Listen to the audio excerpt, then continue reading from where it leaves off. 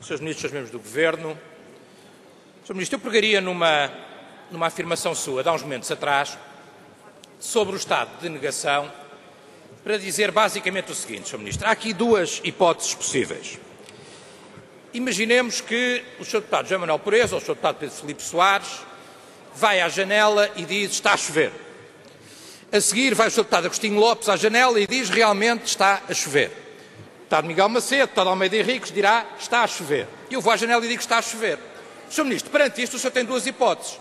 Ou reconhece o facto de que está a chover, ou diz não está nada, porque não chove em junho, está sol, e eu insisto, estão-me a atacar, que vergonha! Como é que o Bloco e o PC dizem o mesmo que o CDS? Isso é inadmissível. Sr. Ministro, perante factos não há outra hipótese. Perante factos não há outra hipótese. A governação está má, é um desastre, o crédito tem uma taxa baixa, o governo falhou, a economia não progride, etc, etc, etc. Por outro lado, Sr. Ministro, e pegando nesta ideia, não é o mundo que está contra si, Sr. Ministro, não é o mundo que está contra si, são factos. E por outro lado, pegando nesta ideia, eu diria que há uma outra coisa contraditória, Sr. Ministro, que é, Vossa Excelência não me respondeu a uma pergunta que era absolutamente fundamental.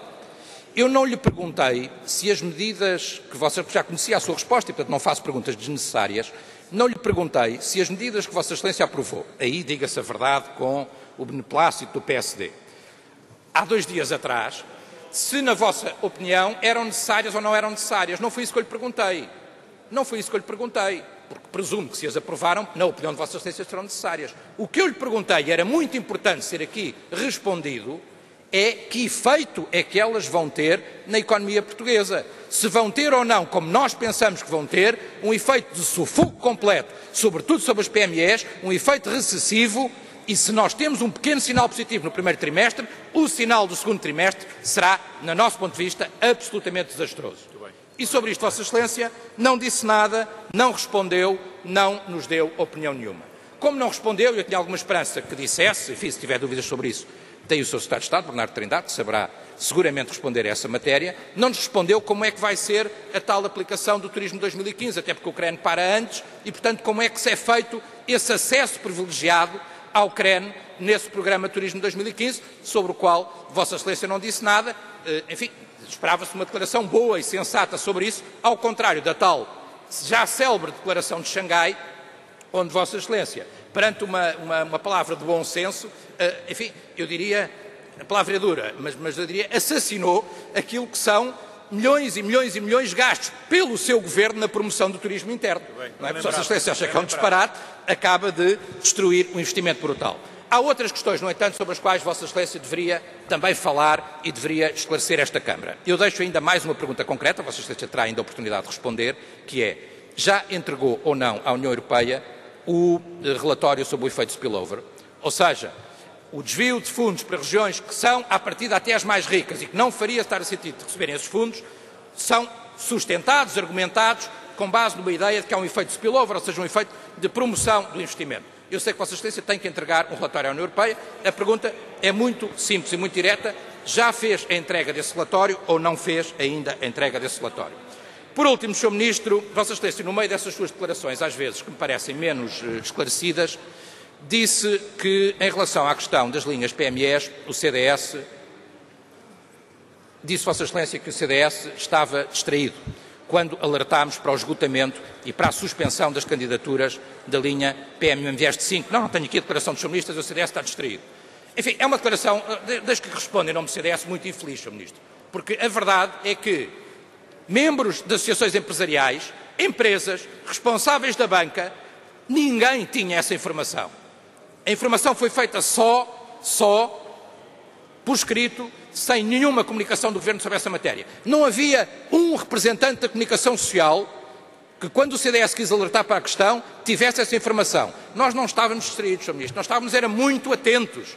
Estávamos muito atentos e alertámos para uma questão que, na nossa opinião, o obrigou a responder, o obrigou a agir e obrigou até o Governo a vir agora acelerar a linha PME Investe 6. Foi essa a consequência.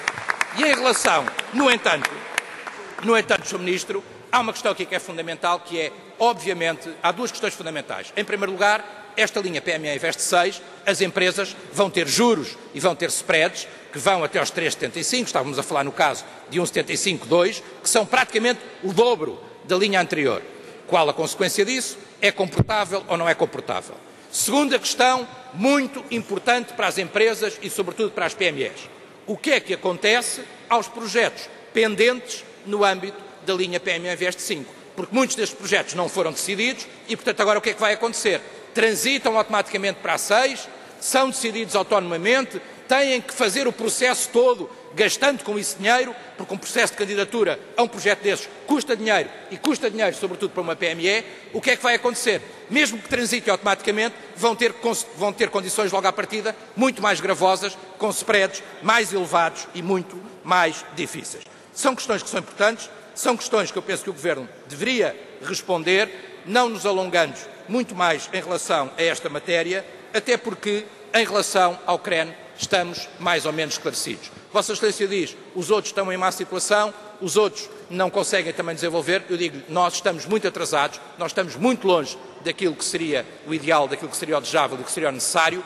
Em tempos, eu perguntei-lhe, Vossa Excelência diz, e bem, eu perguntei-lhe, aqui na Comissão, vou terminar, Sr. Presidente, perguntei-lhe várias vezes, corremos ou não o risco de perder fundos? Perguntei-lhe várias vezes. Eu já não lhe pergunto, Sr. Ministro, já não lhe fiz essa pergunta, se reparou. Sabe porquê? Porque se continuarem assim, se a taxa de execução for esta, já não é para perguntar, é garantido, Portugal vai perder fundos, o que na nossa situação económica é uma irresponsabilidade quase imoral, Sr. Ministro.